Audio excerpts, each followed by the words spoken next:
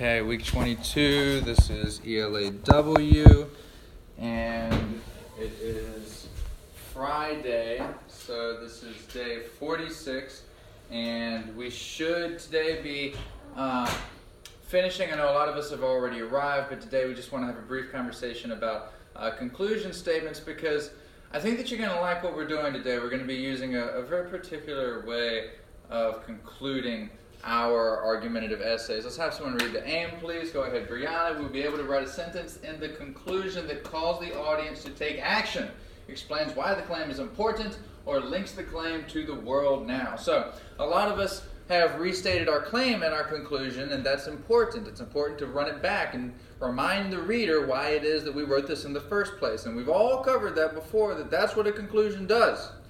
It's like hey reader, before you finish, remember, this is what you needed to learn.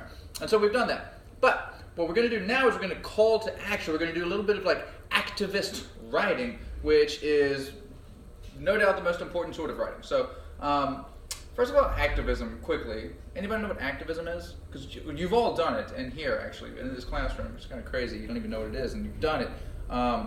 But activism occurred like when we wrote that letter to New Zealand. Activism occurs when people march for civil rights. Activism occurred at the Women's March that we recently celebrated the anniversary of. Activism occurred when Dr. Martin Luther King Jr., somebody who we celebrated recently by taking the day off of school and hopefully doing some thinking about his work and what he's done for us. Activism occurs when you point out an injustice in the world, for instance, a human rights violation, and you say, and you do something to speak out against it. Here's what we're going to be doing. We're going to be taking something that we care about, which is the human rights violations of the regularization plan, and we're going to be making a statement, a call. We're not just going to say that it's not right. We're also going to say what needs to happen to fix it.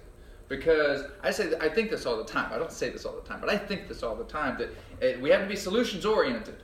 Anyone can point out problems, but unless you have a better way, then you should probably stay quiet about it.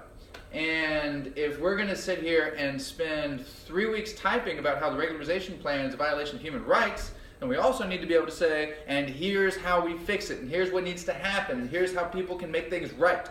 So let's talk about that. Before we do that with our work, we're going to look at an example and get a little practice in. So let's get some reps.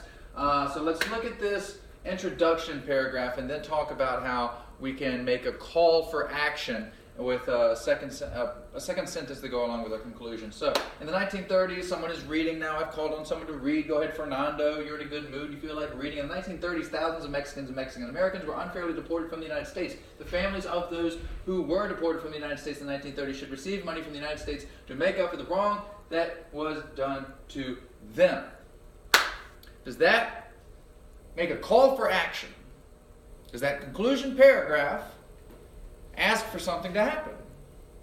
Does it make a request? I see a lot of hands up and I see a lot of people nodding. I love how not a single person's calling out in this fictitious simulation I've created for myself. Not a single person. Well done at level 0, you class of people. Okay, so, and then the conclusion says, to make up for wrongdoing, the United States should give money to the families of those who were deported. Now, this is a call for action. It's saying that in order to make things right, and the word is reparation. Say reparation. Say it again, reparation.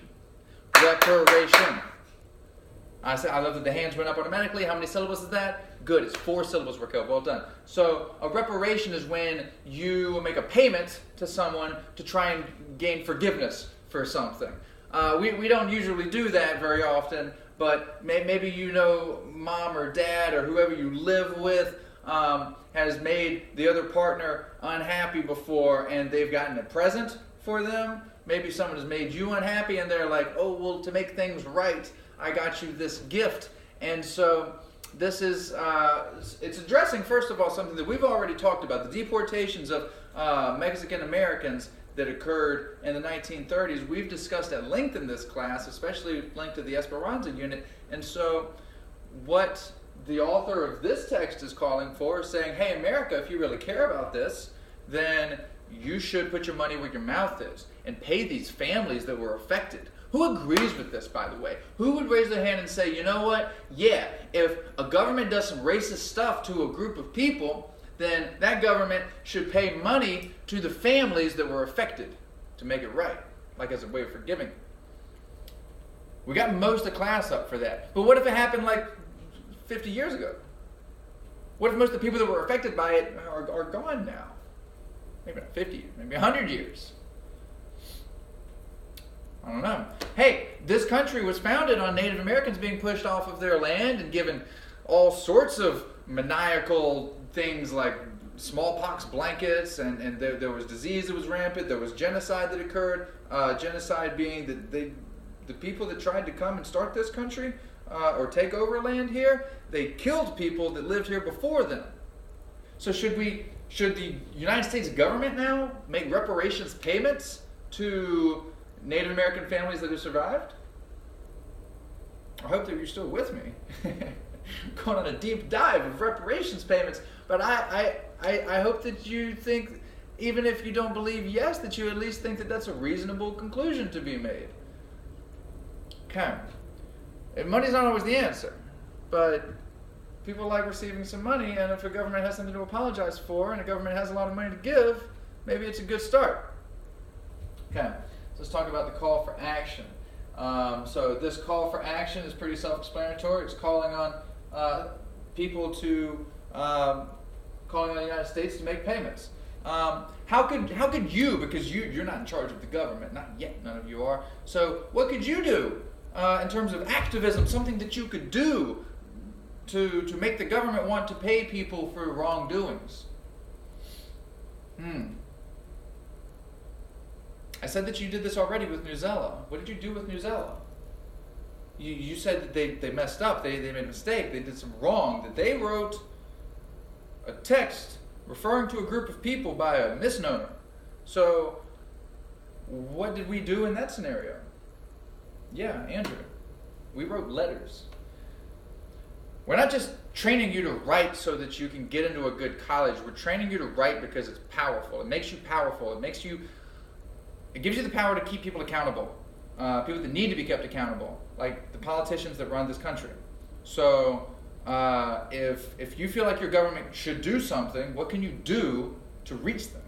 You can write to them. And that's what we're going to be doing along with our conclusions. We're not just going to say that